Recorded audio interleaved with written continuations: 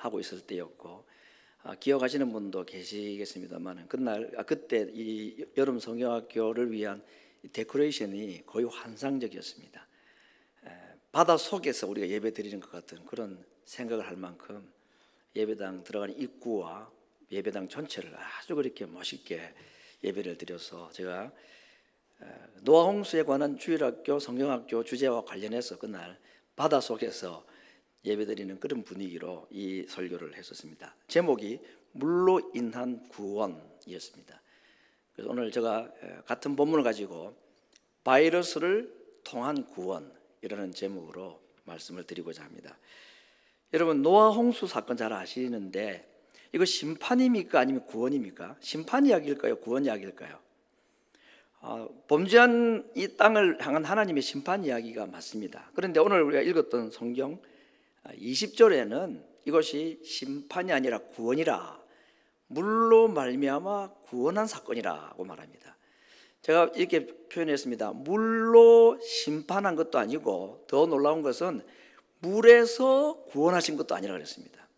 물로 말미암아 구원하셨고 물을 통하여 구원하셨다. 구원을 위해서는 뭐가 필요냐? 물이 필요했다, 그 말이죠. 이 물은 물론 홍수입니다.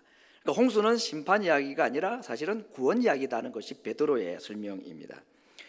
누가 봐도 심판 사건인 이 홍수 사건이 어떻게 이렇게 구원 사건이라고 말할 수 있는가? 이거 너무 주관적인 해석 아닌가? 이런 생각을 할 수도 있습니다. 방주로 구원받았다 하는 말이 맞지 어떻게 물로 구원받았다는 말이 되느냐, 그런 질문을 할 만도 합니다.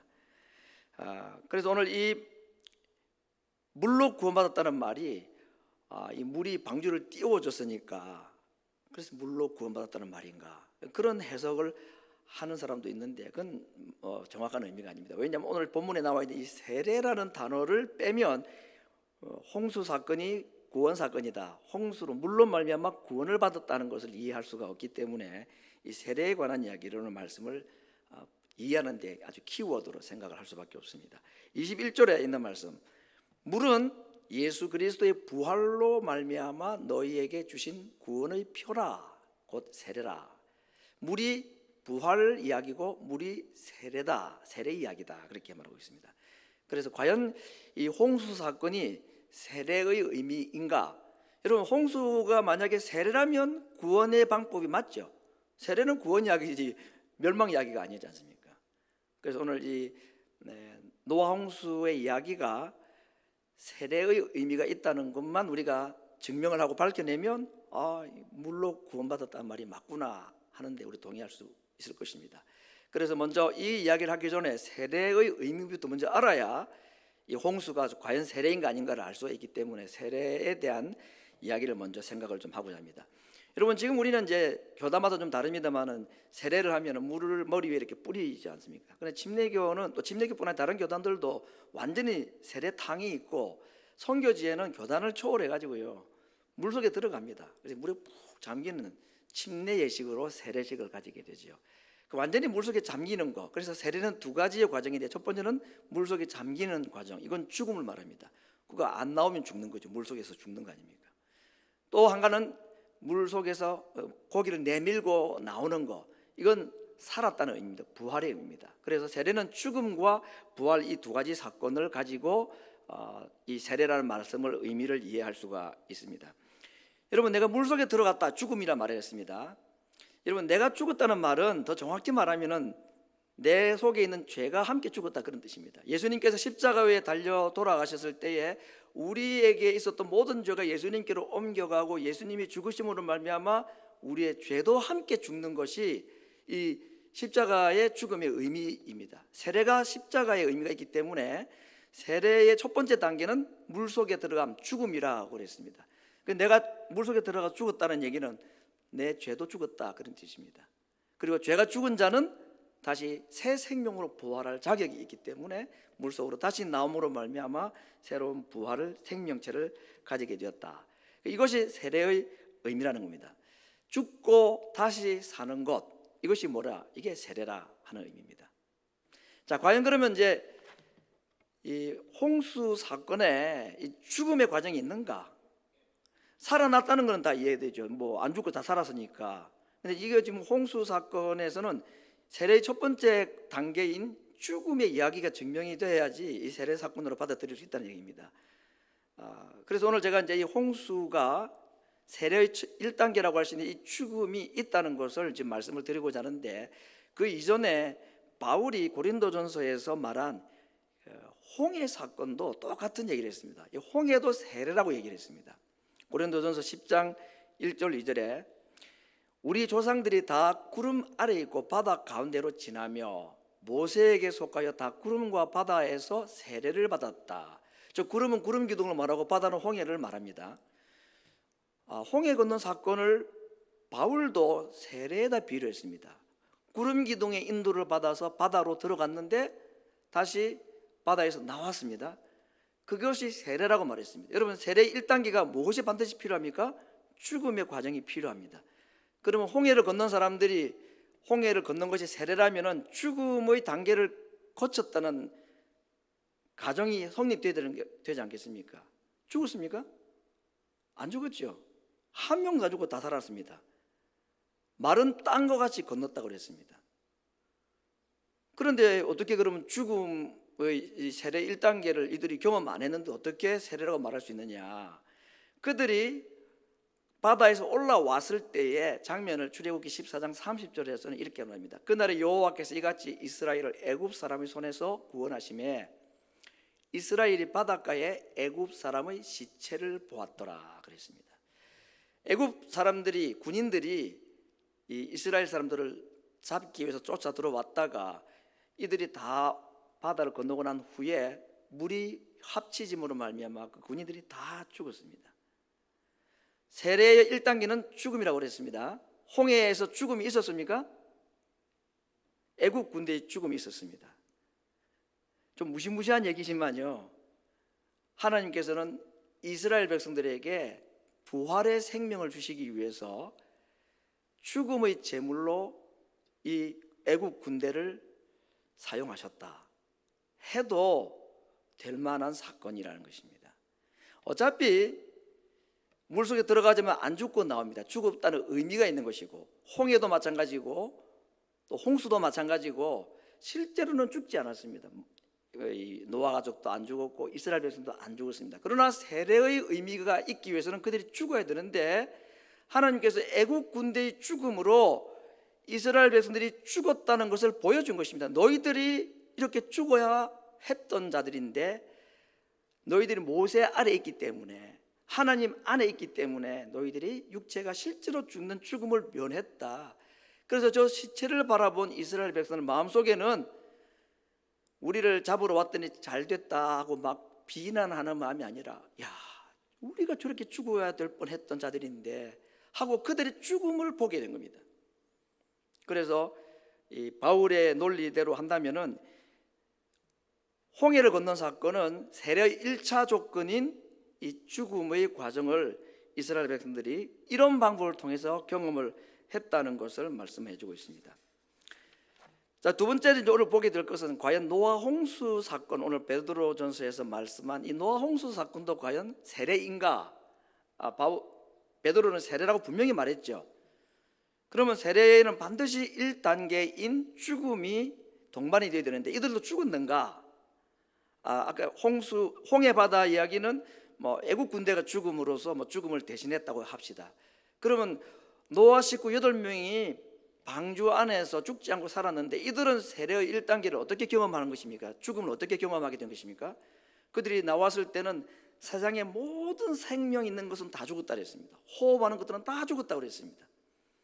코로 숨쉬는 건 다 죽었고 이게 바로 자기들의 죽음이었던 것입니다. 그래서 그들은 방주에 있는 동안에 40일 동안에 온 세상이 죽어가는 과정에 그들도 사실은 죽음 아래 있어야 되는데 죽지 않고 죽음의 과정을 통과한 것입니다. 세례의 1단계를 그들은 정말 공짜로 통과하는 은혜를 누린 것입니다. 무엇 때문에? 누구 아래 있었기 때문에?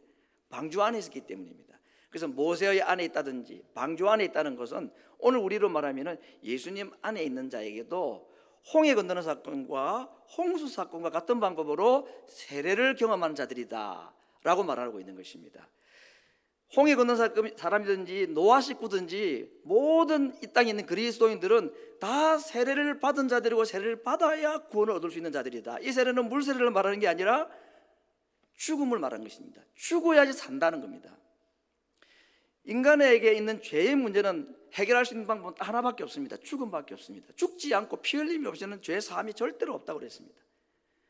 그런데 애국 군대의 죽음으로, 방주 밖에 있는 사람들의 죽음으로 홍해를 건너고 방주 안에 있었던 사람들이 세례의 1차 관문이라고 할 수 있는 죽음의 과정을 그들이 통과하게 되었고, 오늘 이 땅에 있는 우리 그리스도인들도 내가 직접 죽지는 않았지만 예수님의 나무 십자가 안에 있는 자들이 다 죽음의 과정을 통과하는, 그래서 우리에게는 이제는 부활의 혜택만, 세례의 두 번째 조건인 구원의 혜택에 참여할 수 있는 자로 하나님께서 불러주셨다, 그렇게 말씀을 하고 있습니다. 여러분, 오늘 이 말씀이 바울의 홍해 사건 해석이라든지 베드로의 홍수 사건 해석이 세례라는 것이 우리에게 좀 억지 주장처럼 들릴지는 모르겠습니다. 근데 뭐 이걸 제가 지어낸 얘기 같으면 뭐 억지라고 말할 수 모르겠지만 성경의 저자가 하나님 아닙니까? 베드로의 마음에도 바울의 마음에도 이 두 사건이 다 홍수도 홍해도 다 세례라고 하고 가르치신 분은 성령이십니다. 그렇기 때문에 이것은 맞는 이야기인 것이고 우리 역시도 이것을 받아들일 수밖에 없는데, 이 죽음 이후에 주어지는 생명과 부활을 주시기 위해서 하나님께서 이스라엘 백성들에게, 노아 식구들에게 대신 죽음의 경험을 통하여서 부활의 혜택을 주고 새 생명의 혜택을 주는 사건으로 불러주신 것이다 하는 것입니다. 그래서 오늘 우리는 이 두 사건을 통해서 이런 결론을 내릴 수가 있습니다. 홍해나 노아 홍수는 세례다. 세례의 첫 번째 관문인 죽음이 통과되면 그들에게 새 생명, 부활, 구원이 주어지기 때문에 노아 홍수 사건은 세례 사건이다, 구원 사건이다 하는 결론에 우리가 동의를 할 수 있습니다. 동의가 되십니까? 네. 오늘 제가 이 얘기를 하는 이유는 홍해든지 홍수 사건이든지 소돔 고모라 사건인데 이것은 분명히 하나님께서 인류들에게 죄에 대한 심판으로 내리신 징계인데, 코로나 바이러스 사태를 우리가 어떻게 봐야 될 것인가. 그래서 제가 물로 홍수로 인한 구원 이야기를 오늘 온 인류가 건 1세기 만에 다시 한번 겪는다고 할 수 있는 전 세계적인 바이러스 사태에, 이게 정말 온 세상을 심판하시는, 홍수 정도까지는 아닐지 모르지만 온 세상에 다 미쳤다는 점에서는 별 차이가 없지 않습니까? 이건 분명히 하나님께서 성경에 있는 이야기를 가지고 또 이 시대에 한 번 더 경고하십니다. 왜 이런 일을 하실까요? 심판을 위해서가 아니라 구원을 위해서다 하는 것입니다. 오늘 그 얘기를 마지막 결론적으로 좀 드리고자 합니다. 이스라엘 백성들이 홍해를 통과할 때, 노아 방주 가족들이 홍수를 통과할 때에 그들은 세례의 첫 번째 관문인 죽음을 통과하게 되고, 홍해를 건너고 방주에서 나옴으로 말미암아 세례의 2단계 혜택이라고 할 수 있는 생명, 부활을 그들은 누리게 되었다. 예수님께서도 자신의 죽음을 나중에 세례라고 표현했습니다. 홍해도 세례, 홍수도 세례, 예수님의 죽음도 세례. 그러니까 결국 세례는 다 무엇이 동반되는 겁니까?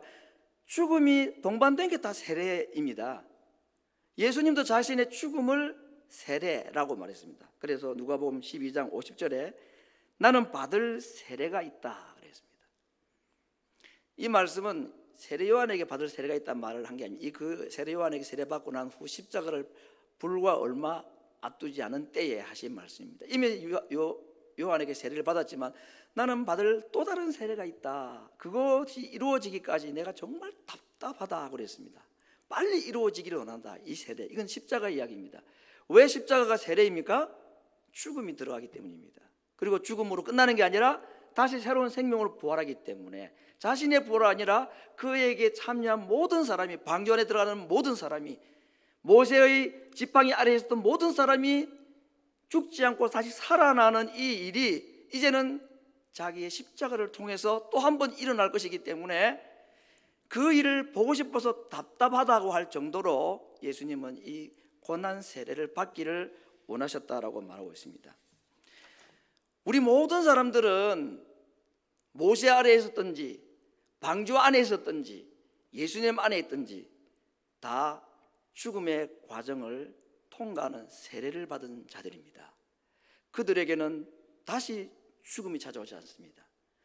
죄를 지은 인간은 반드시 한번 벌받아야 되고 죄인은 반드시 죽어야 하지만, 그러나 이미 죽고 살아난 자들에게 하나님은 절대로 두 번 정죄하지 않으시는 정직하신 분이십니다. 그래서 바울도 이 사실을 알았기 때문에 그리스도 안에 있는 자는 절대로 정죄함이 없다. 그건 홍해 사건도 마찬가지였고 홍수 사건을 통해서도 증명된 사건이었습니다. 중요한 것은 내가 방주 안에 있는 자인가, 모세 안에 있는 자인가, 예수님 안에 있는 자인가 아닌가가 중요할 뿐입니다. 그 안에 있기만 하면 이미 세례를 받은 자로 다시 우리에게 죽음을 요구하지 않고 부활과 생명만 주어지고 다시는 정죄가 없다는 약속을 하셨기 때문입니다. 그래서 홍해를 건넌 사람이나 방주 안에 있는 사람이나 예수님 안에 있는 모든 사람들은 한번 죽은 자로 하나님이 인정해 주시겠다 그랬습니다. 이 이야기가 갈라디아 2장 20절과 로마서 6장 4절에 있습니다. 내가 그리스도와 함께 십자가에 못 박혔다. 바울이 언제 주님과 함께 십자가에 못 박혔습니까? 그러나 주님 안에 있는 자가 이미 한번 세례에 참여함으로 죽게 된다는 사실을 알았을 때 그렇게 고백했습니다. 로마서 6장 4절은 더 명확하게 말합니다. 우리가 그의 죽으심과 합하여 이미 세례를 받았다. 세례는 죽음이 있는 거라고 그랬습니다. 그가 죽으실 때에, 내가 예수님을 믿을 때 그의 죽으심에 내가 함께 세례에 참여하게 되었다라고 말하고 있습니다. 그러므로 오늘 홍수 사건은 아무리 우리가 양보를 한다 할지라도 홍수 사건은 심판 사건이 아니라 세례 사건이고 이것은 우리를 구원하기 위한 사건이다 하는데 우리가 인정하고 동의할 수밖에 없는 것입니다. 엄청난 선언이지요. 우리는 지금 약 100년 만에 당하는 제2의 흑사병과 같은 코로나 바이러스라는 이 재난을 겪고 있습니다. 다행히 흑사병만큼 치사율이 많지가 않기 때문에 다행이라고 할 수 있을지 몰라도 지금 코로나 사태를 두고 다행이라고 말할 수 있는 사람이 그렇게 많겠습니까? 정말 다시는 이런 일들이 없기를 바랄 정도로 얼마나 온 세계가 아마존까지 다 찾아가고 세상에 청정지역이라는 데가 없이 모든 사람이 고난을 당하고 있는 이 사태를 보면서 더 놀랍고 안타까운 것은 이게 언제 어떻게 발전될 것인지, 오늘 우리가 그린 단계로 오픈이 되면서 조심스럽게 예배를 좀 더 오픈하고 그렇게 하지만 언제 어떻게 상황이 변화될지는 정말 모릅니다. 사람들이 다 생각들이 다 다를 수는 있지만 그래도 세계적으로 그래도 군사력이라든지 경제력이라든지 의학적으로 제일 발달하고 강대한 나라가 미국 아닙니까? 근데 미국이 지금 이 코로나 앞에서 하는 일을 한번 보십시오. 한번 할 수 있는 게 뭐가 있습니까? 색깔 바꾸는 겁니다. 노란색 갔다가 빨간색 갔다가 파란색 갔다가 그건 뭐고 하는 게 뭐가 있습니까? 돈 있으니까 돈 좀 나눠주고 대책이 없는 겁니다. 지금 우리가 지금 조금 나아졌다 그러지만은 안심도 못할 뿐 아니라 지금 남쪽 주에 있는 일어난 일들을 보면 이게 정말 실화인가 싶을 정도의 끔찍한 사태가 지금 계속 발전돼 나가는 것을 보면서 이거 정말 끝이 나긴 할 것인가, 이거 아마 인류 대대로 이거 들고 가야 될 숙제 아닌가, 이런 생각이 들 만한 참 고통의 사건들을 우리가 지금 몇 달째 경험을 하고 있습니다.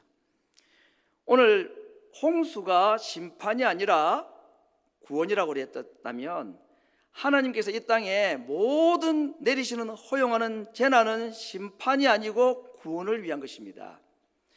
심판은 딱 한 번, 예수님 재림 때 마지막에 한 번 있습니다. 최후의 심판 한 번밖에 없습니다. 나머지는 구원을 위한 경고일 뿐입니다.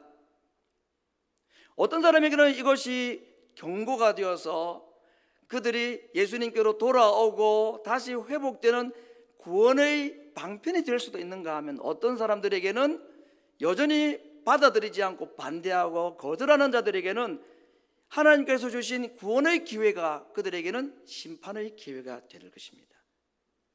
애국 군대가 그랬고 노아 시대에 방주를 타는 것을 거부했던 사람들이 그랬습니다. 그러면 오늘 이 시대에 모세 아래 있지 않고 방주 안에 있지 않고 예수님 안에 있지 않는 자들에게는 이러한 바이러스는 그들에게는 심판으로 작용할 것입니다. 하나님의 의지와 다르게 그들에게 적용될 것입니다. 그러나 이런 사태를 당하면서 하나님의 뜻이 무엇인지를 알고 방주 안에 들어가기를 원하고 모세의 지팡이 안으로 들어가기를 원하고 예수님의 십자가 안으로 들어가기를 원하는 자들에게는 이 땅에 어떠한 재난도 심판이 아니라 구원의 수단이고 구원의 과정이라는 것을 오늘 우리에게 말씀해 주고 있습니다. 그렇다면 오늘 온 인류가 건 1세기 만에 경험하는 이 엄청난 재난, 하나님께서 허용하신 이 코로나 바이러스 사태는 우리에게 심판이 아닌 구원을 위한 하나님께서 주시는 방편으로 우리에게 주신 은혜의 기회라는 것을 믿어 의심하지 않을 수 있는 것 아니겠습니까? 중요한 것은 어디에서 구원받는가 하는 것입니다. 홍수 사건을 베드로는 물에서 구원이라고 그랬습니까? 아니면 물로 인한 구원이라고 그랬습니까? 물에서의 구원이라고 안 그랬습니다. 물 때문에 받은 구원이라 그 말입니다. 물로 인한 구원이라는 것은 물이 아니었으면 얻을 수 없는 구원, 그게 아까 말씀드렸던 죽음을 통과하지 않으면 얻을 수 없는 새 생명이라는 의미가 있긴 합니다. 그러면 오늘 이 코로나 바이러스 사태가 홍수나 홍해 사건과 같이 구원을 위한 하나님의 방법으로서 방편으로서 수단으로서의 바이러스 사태라면 하나님께서는 이 홍해와 같고 홍수와 같고 바이러스와 같은 이 심판과 같은 것을 통해서 우리를 어디에서 구원하기를 원하실까요? 바이러스에서 구원하기를 원하시겠습니까? 바이러스 사태로 인해서 오는 경제적인 타격으로부터 우리를 구원해 주기를 원하시겠습니까? 이 바이러스 사태를 믿음으로 잘 이겨냈다는 증거가 감염되지 않고 잘 살아남았고, 그리고 마지막에 이 어려운 경기 가운데서도 어떻게 잘 버텨내가지고 정상 회복될 때까지 살아남은 자가 과연 이 바이러스를 잘 통과한 사람이고 그 바이러스로 말미암아 구원받은 증거일까요? 그러지 않습니다. 하나님께서 이 홍수와 같은 바이러스와 같은 이 일을 통해서 정말로 구원하시고 싶어하는 그 장소는 질병도 아니고 고통스러운 경제적 압박도 아닙니다. 하나님께서 과연 우리를 어디서 구원하기를 원하실까요? 그것은 이스라엘 백성들이 하나님의 범죄했을 때에 우상 숭배의 죄를 하나님이 지적하셨던 것과 같이 오늘 믿는 자들에게, 구원받을 백성들에게 그냥 그대로 있어서는 안 되기 때문에 거기서 나오기를 바라고 거기서 건지기를 위해서 하나님께서 이 물을 허락하시고, 바이러스가 아니면 물이 아니면 구원받지 못할 하나님의 백성들을 그 깊은 수렁에서 건져내시기 위해서 물을 흘려보내시고 바이러스를 이 땅에 보내셨다고 생각합니다. 무엇이 우리가 구원받아야 할 장소인가? 하나님과 세상을 겸하여 섬겨왔던 이 우상 숭배의 죄에서 하나님은 우리를 건지시기를 원하셨습니다. 하나님을 내 생각과 내 기준으로 섬기고 하나님께서 원하시는 것을 비슷한 것을 만들어서 하나님 앞에 드림으로 말미암아 하나님을 잘 섬겼다고 착각하고 있는 우리의 우상들, 금송아지들로부터 하나님은 우리를 건져내기를 원하셔서 하나님은 이런 바이러스 사태를 우리에게 허락하셨다고 생각합니다.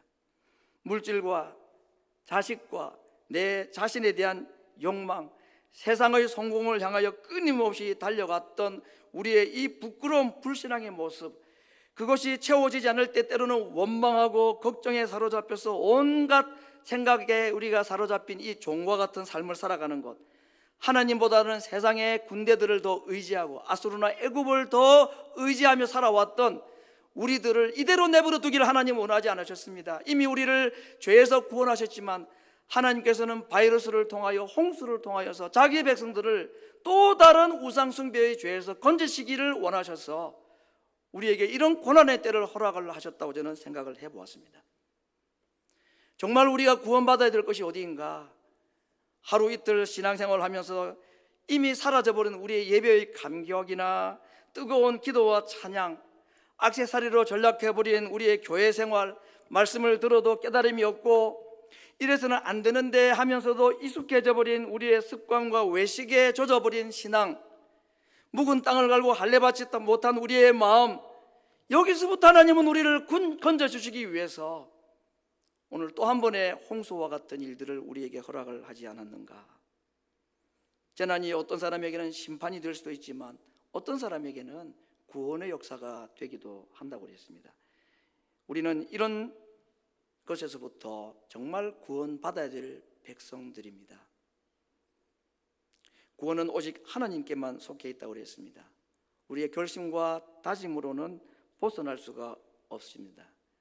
또 내일이 되면 우리가 또 익숙해진 우리의 신앙 생활, 익숙해진 이 하나님과 세상을 겸하여 섬겨왔던 우리도 이것이 잘못인지 알지도 못한 채로 이제는 무감각해져 버린 정말 묵은 땅과 같고 무디어진 우리의 마음의 밭과 같고 할례받지 못한 마음과 같아서 하나님을 섬긴다고 하면서도 정말 내일에 너무 바쁘고 하나님보다는 세상의 것이 더 중요하고 더 필요하고 당장 내 눈앞에 있는 어떤 문제들 때문에 허겁지겁, 그래서 정말로 하나님을 섬기는 참된 모습이 없는 우리 믿는 자들을 향하여서 하나님께서는 심판하기 위해서가 아니라 거기에서 건지시기 위하셔서 그대로 있다가는 안 되기 때문에 나오기를 원하셔서 하나님께서 이런 코로나 바이러스라는 엄청난 재난들을 믿는 자에게도 경험할 수 있도록 하시는 거 아닌가. 물로 구원하기 위해서 하나님은 홍수를 허락하셨듯이 하나님께서는 오늘 그 불신앙의 늪에서 구원하시기 위하여서 이것이 편안하고 별거 아닌 것처럼 보이는데 하나님의 눈에 볼 때 이것이 우리 믿는 자들이 그렇게 살아서는 안 된다는 걸 너무나 잘 아시기 때문에 그것을 안타깝게 여기셔가지고 정말로 말씀하시고 오래 참으시고 또 말씀하셨지만 깨닫지 못하는 자기 백성들을 향하여서 하나님께서 한번 채찍을 내드시고 심판하고 멸망케 하기 위함이 아니라 우리를 거기서부터 진정으로 건져주시기 위하여서 이것이 늪인지 이것이 고통인지 사망의 고통인지도 알지도 못한 채 죽은 자들과 함께 누워있는 잠자는 자로 살아가는 우리들을 흔들어 깨우시기 위하여서 하나님께서는 이러한 환난을 우리에게 허락을 하신 하나님의 기쁘신 뜻이 분명히 이 코로나 바이러스 사태의 핵심이라고 우리가 함께 믿기를 원합니다. 그래서 호산나 다윗의 소손이여 우리를 구원하여 주옵소서. 우리를 이미 죄와 사망에서 건져주셨지만 구원받은 하나님의 백성이 또 죽은 자와 함께 살아가는 이 어처구니 없는 모습들을 보시고 정결한 신부로 살아가야 될 자들이, 정결한 자기의 딸로 살아갈 자들이 포로로 끌려가고 사탄에게 종노릇하며 살아가고 하나님도 섬기고 우상도 섬기며 살아가는 이 시대를 바라보신 하나님께서 너무너무 답답하고 안타까워서 우리를 진정으로 사랑하셔서 이곳에서부터 건져주시기 위하여 정말로 물이 필요하고 홍해가 필요했고 바이러스가 필요했는지도 모르겠습니다. 이것이 아니면 도무지 구원할 수 없을 정도로 우리가 너무너무 무감각하게 해져버리고 들어도 깨닫지 못하기 때문에 하나님께서 어쩌면 우리에게 마지막으로 꺼낸 카드인지도 모르겠습니다. 정말 그것이 사실이라면 하나님 앞에 정말 황송한 마음으로, 정말로 송구한 마음으로 열심히 나름대로 살아온 것 같고 신앙생활 나름대로 열심히 한 것처럼 보이지만 하나님 보실 때에 그러지 못한 우리의 모습들을 드러내놓고 회개하는 것, 우리를 구원하시기 위한 하나님의 또 다른 손길임을 알고 진정으로 구원받아야 될 때는 따로 있음을 우리가 인정하기를 원합니다. 경제적인 고통이나 질병에서부터 구원이 아니라 깊은 수렁에 빠져 있는 깊은 잠에서, 사망의 깊은 잠에서 깨워주시기를 하나님 앞에 호소하고 호산나 우리를 이제 구원하소서, 하나님 우리를 구원하여 주시옵소서 하고 또다시 구원받은 자가 구원받아야 될 죄가 있음을 알고 하나님 앞에 기도하고 이 코로나 바이러스 사태를 이런 믿음의 구원의 경험들을 할 수 있는 은혜가 우리 모든 성도들에게